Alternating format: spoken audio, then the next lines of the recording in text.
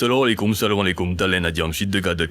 dafa am suñu benn abonné bu ñu envoyé benn vidéo bi nag ay image d'une caméra de surveillance lu ci gis benn waaye dañ dugg ci benn kër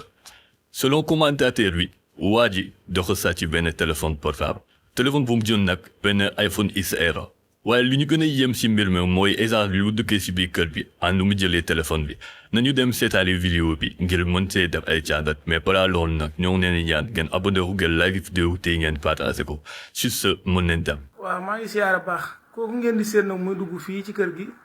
sama kër la mais nag ab sàcc la waaw gis ngeen ko bi muy dugg si ci kër gi mi ngi fi dugg si ay 14 heures presque 14 heures et demi gis nga ko ñëw na summi na daal li ci bunt bi dugg na ci werandaa bi gis nga ko mi ngi nii ba léegi voilà ñëw na ba sama buntu néeg mu taxaw bii fekk na liggéey na waa kër gi ñu ngi dal fàttee tëj buntu appartement bi gis ngeen ko képp ku ko xàmme rek waaw sàcc bu mag la daal sàcc na fi nag benn iPhone XR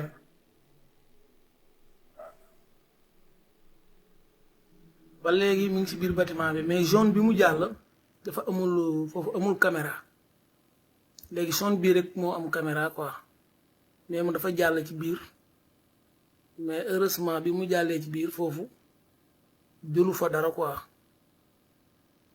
mais day dellu si waat ci néeg bi gis ngeen ko mi ngi noonu waaw mi ngi noonu ñëwaat na ci néeg bi gis nga ko forcé na bunt bi dëgër waaw dafa forcé bunt bi dëgër ba léegi mi ngi insisté ci bunt bi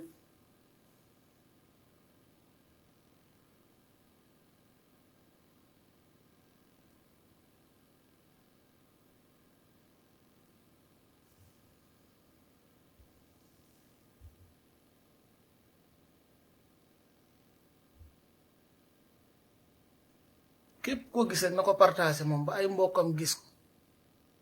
gis nga mi ngi 14h21 boobu nit ñi ngi nelaw gis ngeen ko gis nga ko day gën a benn buri bu ndaw léegi au lieu que mu dem ci salle bi lay dugg gis nga ubbi na buntu salle bi dugg na ci biir salle bi ba léegi mu ngi ci salle bi dugg na ci salle bi delloo buntu bi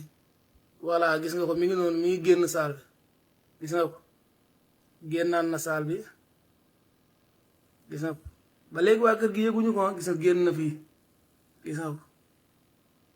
léegi au lieu que mu dem am na beneen bâtiment bu nekkaat fële en fond gis nga ko fële jëm seen ngeen ko ku ko xàmme rek voilà mi ngi noonu di ñëw mais fii jël na téléphone ba pare gis nga ko mi ngi nii di génn kër gi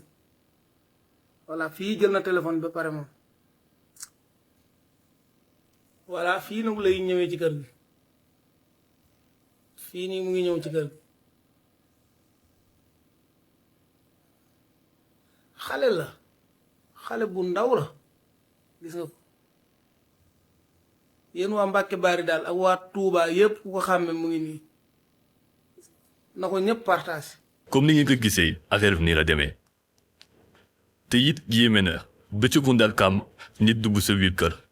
daal di fay jël téléphone avec aisance loolu moom négligence la waa kër gi nelaw nañ parce que gars yi la plupart ñuy dugg ci kër yi par opportunité la ñuy dugg suñ taxawee gis ne fii mën nañ fee am dara dañuy profiter ci occasion bi te beneen constat bi ñu mën a def aussi waa ji def lii xale la oo gis ni la nga xam ne booy bu ndaw la mais loolu ci weesoo yan mesures dañu mën a mettre à place pour que lu mel lii am moo di à chaque fois su fekkee ne da ngeen war a absenté wala da ngeen war a nekk seen biir nii di leen bàyyi xel seen buntu kër fekk seen alal foo ngeen koy sécuriser te anam yi koy sécuriser mu di di leen bàyyi xel éventualité nit mën a dugg seen kër te doo leen ko yëg vidéo bi nag il arrive à son terme ñu ngi leen di ñaan nag ngeen abonné wu ngeen like vidéo te ngeen partagé ko si so ñu ngi waate ba beneen jeu Dëgga Dakar